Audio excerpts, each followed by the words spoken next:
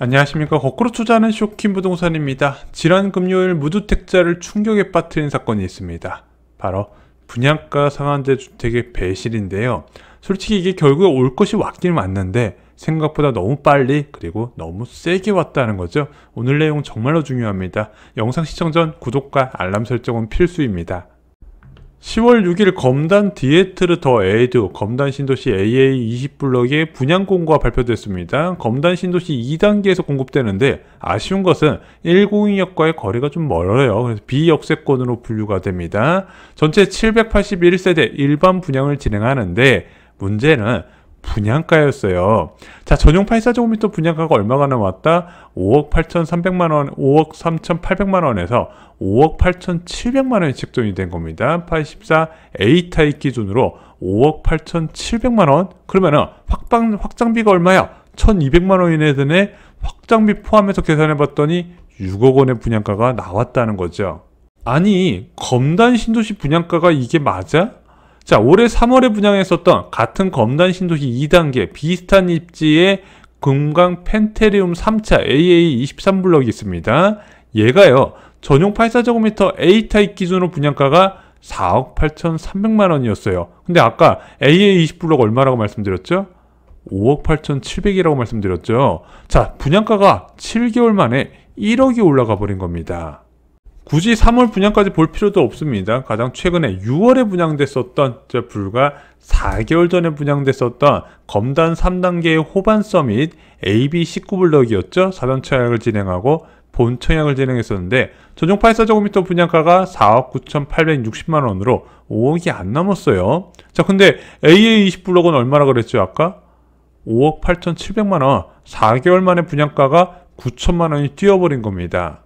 자, 아시다시피 청약자가 검단 신도시 분양을 기다릴 때 기대하는 분양가는요, 국평 기준 4억대 후반이에요. 4억 8천, 9천. 작년까지만 하더라도 이제 검단 신도시 분양가가 4억 중반 수준이었거든요. 지금 1년 사이에 후반까지 올라갔지만 그래도 4억대라는 분양가는 기억을 하고 있어요. 근데 어떻게 3개월 만에 분양가가 1억이 뛰었을까요?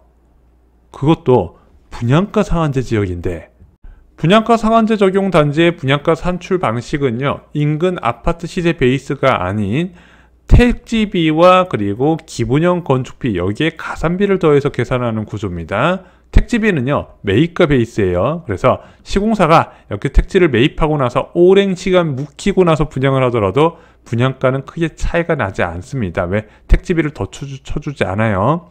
그러면은 바뀔 만한 거는 건축비인데 이 건축비도 국토부가 고시를 하거든요. 마음대로 올릴 수 없는 구조라는 겁니다. 한번 왜 이런 현상이 나왔는지 좀 세부적으로 살펴보겠습니다.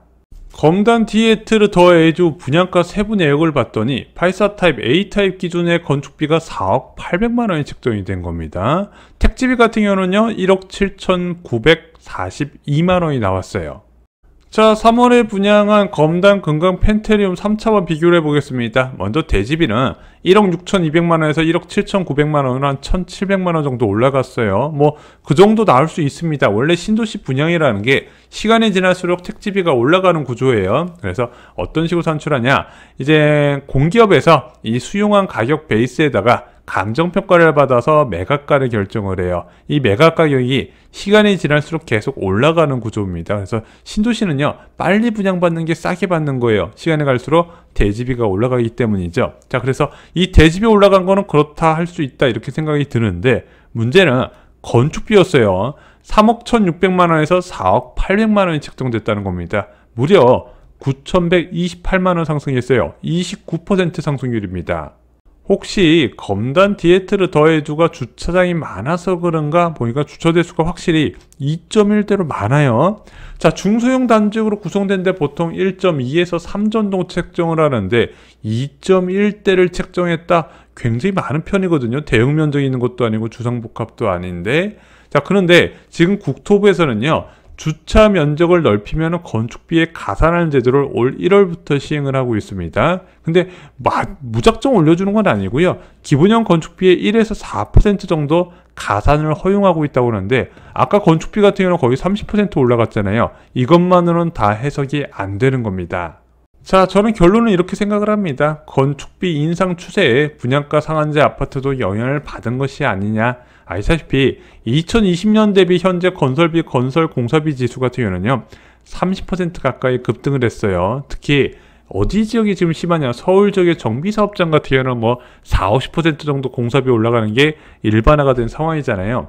자, 이제 올해 상반기까지만 해도 보통 600에서 한 650만 원 정도 평당 공사비를 다시 계약 갱신을 했었는데, 최근에 이제 분양가 공사비 협상하는 거 보면 거의 680에서 720 사이에 많이 협상을 하더라고요. 이 과정에서 기본형 건축비도 정말 여러 차례 인상이 돼버렸습니다. 이렇게 오르고 올랐던 게 한꺼번에 빵 터진 게 아니냐, 이런 생각이 드는 거예요. 자, 이게 한 개 단지의 문제가 아닌 게, 최근 공급된 검단 1단계 분양도 비슷한 분양가를 책정했어요. 이 편한 세상 검단 웰카운티 전용 84 A타입이 5억 6,500만 원이었습니다. 얘는 공공 분양인데도 5억 6,500만 원이었어요. 또한 검단 신도시 로스테캐슬 렉스티엘도 전용 84 A타입이 5억 8,700만 원으로 아까 말씀드렸던 분양단지와 비슷한 분양가를 책정했습니다. 이제 4억대 분양은 전혀 찾아볼 수가 없다는 겁니다. 자, 이제 여러분들이 받아들이셔야 될 때가 되지 않았나 생각이 듭니다. 수도권 대형 신도시 중 가장 저렴한 분양가를 자랑했었던 검단 신도시가 국평 기준 6억 시대가 왔다는 겁니다. 공사비 인상이 신도시에도 영향을 줬다고 보여지는 거예요. 자, 그러면 어지간한 신도시 분양가는요, 이 이하로 떨어지기 쉽지 않다는 겁니다. 왜 그러냐면은 검단 신도시는 토지 보상이 2010년부터 진행이 됐습니다. 13년 전에 토지 보상을 했어요. 그럼 앞으로 토지 보상하는 신도시 같은 경우는요, 토지 매입 가격 자체가 베이스가 높을 수밖에 없다는 겁니다. 그래서 검단이 굉장히 가성비가 좋았던 곳이었어요. 많은 사람들이 원하는 신축 아파트, 넓은 지하 주차장에 포베이, 넓은 수납 평면, 지상에 차가 없는 아파트 단지, 자녀들이 마음 놓고 뛰놀 수 있죠. 커뮤니티 시설까지, 이런 주거 상품을 만드는데 원가가 올라간 것을 솔직히 이제는 인정할 때가 된 것 같습니다. 자, 현재 가장 불안해하는 사람들, 그리고 저한테 가장 많은 문의를 주신 분들이 계십니다. 바로 검단 신도시 사전청약 분양 당첨자입니다. 자, 아시다시피 2022년 2월에 검단 AB13블록 호반 서밋 3차에 민간 사전청약이 진행됐었습니다. 이때 84 타입 기준으로 4억 6천만 원에 분양이 됐죠.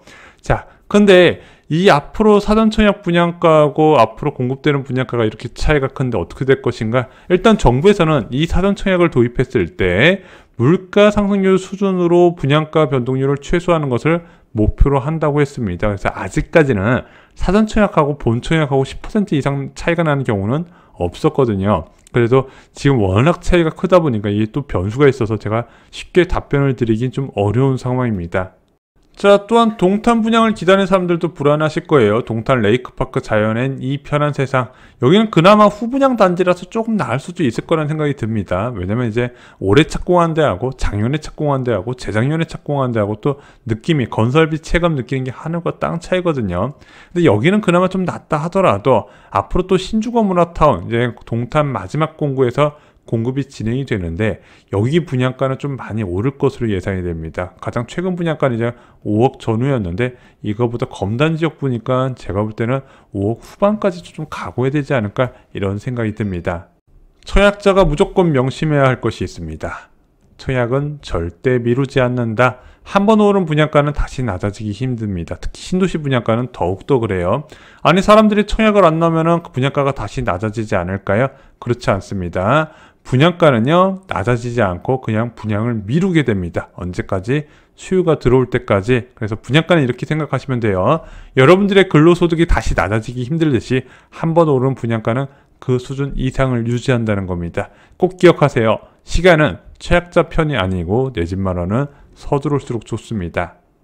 과거 아파트 가격은 좀 빨리 잊으시는 것을 추천드립니다. 자, 유튜브에 보면 이런 전문가분들 많이 계시죠? 2018년 가격 간다, 2017년 가격 돌아간다, 뭐 어떤 분은 2015년 가격 간다, 이런 주장 많이 들어보셨을 겁니다. 근데 저는 이렇게 생각을 합니다.